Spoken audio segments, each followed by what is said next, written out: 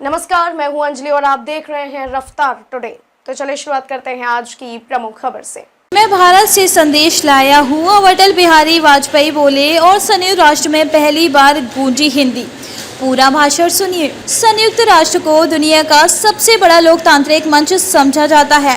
आज से 45 साल पहले इसके मंच से पहली बार हिंदी गूंजी।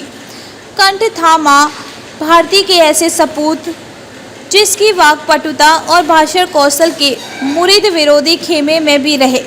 4 अक्टूबर 1977 को तत्कालीन विदेश मंत्री अटल बिहारी वाजपेयी संयुक्त राष्ट्र के मंच के करीब 43 मिनट बोले। वह संयुक्त राष्ट्र की 32वीं आम बैठक थी। वह दौर शीत युद्ध के चरम का था। पूरी दुनिया किसी न किसी के पाले में थे। भारत उस वक्त में कूटनिरपेक्षता की आवाज़ बुलंद कर रहा था। वाजपेयी ने मंच से खुद को नौसिखिया बताया था, पर साथ ही यह भी कहा था कि भारत अपने प्रादुर्भाव से लेकर अब तक किसी भी संगठन से सक्रिय रूप से जुड़ा नहीं रहा है।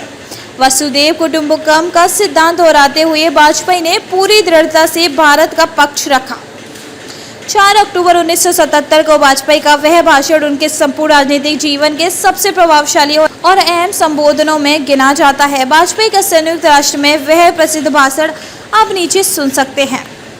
भारत में बुनियादी आज़ादी का हनन फिर कभी नहीं होगा। वाजपेयी ने अपने संबोधन की शुरुआत में कहा, मैं भारत की जनता की ओर से राष्ट्र संघ के लिए शुभकामनाओं का संदेश लाया हूँ। महासभा के इस 32वें अधिवेशन के अवसर पर मैं राष्ट्र संघ में भारत की दृढ़ आस्था को पुनः व्यक्त करता चाहता हूँ।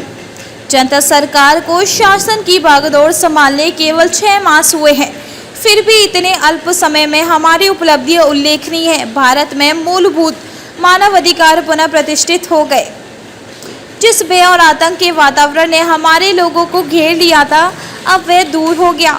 ऐसे संवैधानिक कदम उठाए जा रहे हैं जिनसे ये सुनिश्चित हो जाए कि लोकतंत्र और बुनियादी आज़ादी का अब फिर कभी हनन नहीं होगा। वसुधैव कुटुंबकम की परिकल्पना बहुत पुरानी है। भारत में सदा से हमारा इस धारणा में विश्वास रहा है कि सारा संसार एक परिवार है। अनेक प्रयत्नों और कष्टों के बाद संयुक्त राष्ट्र के रूप में इस स्वप्न के साकार होने की संभावना है। यहाँ मैं राष्ट्रों की सत्ता और महत्ता के बारे में नहीं सोच रहा हूँ।